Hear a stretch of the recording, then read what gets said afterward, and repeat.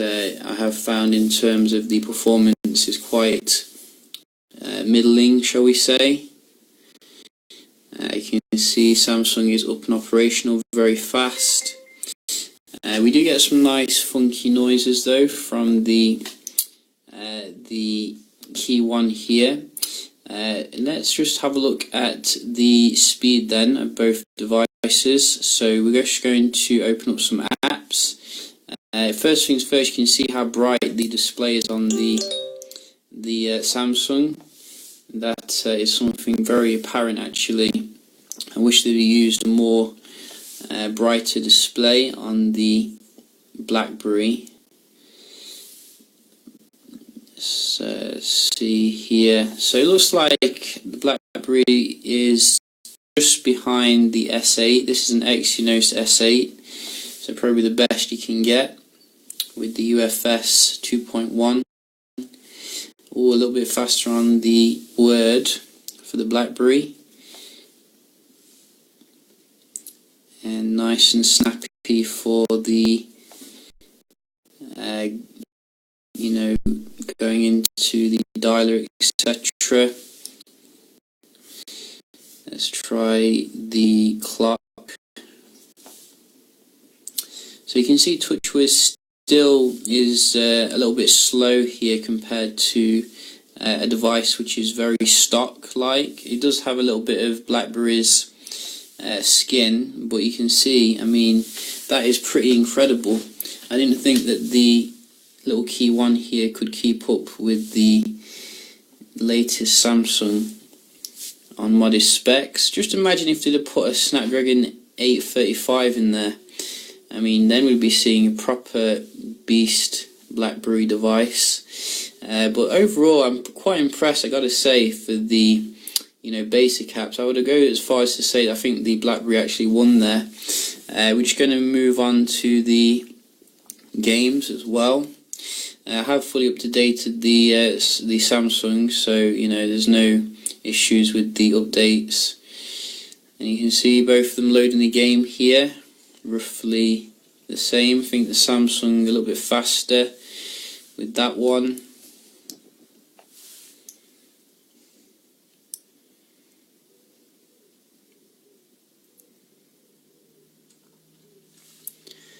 And again, Samsung a little bit ahead here for Fallout, Star Wars. Neither of them speed demons, but it looks like the BlackBerry is going ahead again here, which is very nice.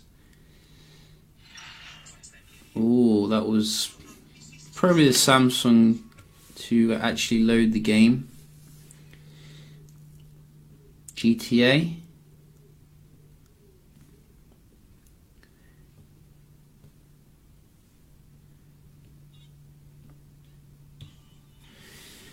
So Samsung has issues with this game, so maybe the BlackBerry will win one. There you go. You see, this will never load on the Samsung. But I got to say, I'm quite impressed overall in terms of the basic apps. I think it just, to me though, it just demonstrates how good it could have been if it had a more flagship processor.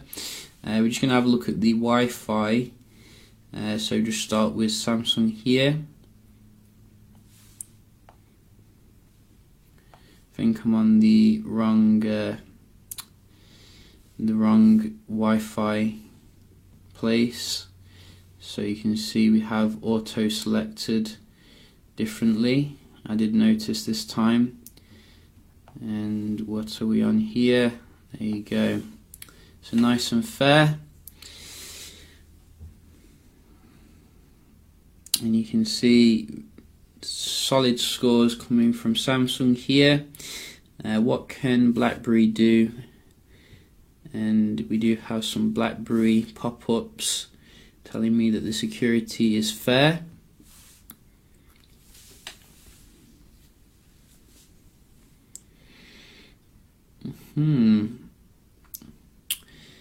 So you can see this performance seems to be hamstrung by the processor here.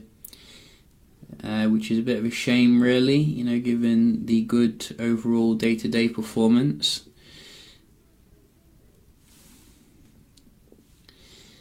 And let's just see the web browsing here. So we'll just load up a few websites. Gotta say, the display on the Samsung just blows away the one on the BlackBerry, which is a shame because the Priv had a very good display, as I remember. AMOLED, I think. You can see here we do have, I think, Samsung a little bit ahead loading the page, but it's doing quite admirably, you know, not too far behind here. Let's just try GSM. Oh, we're typing on the keyboard. Feels good. You see, sometimes when I'm browsing on the KEYone, I expect the keyboard to pop up like you do on most devices, and I'm like, where is it? And then, oh yeah, you have to type here, and it is actually quite refreshing. So we're just checking out this one.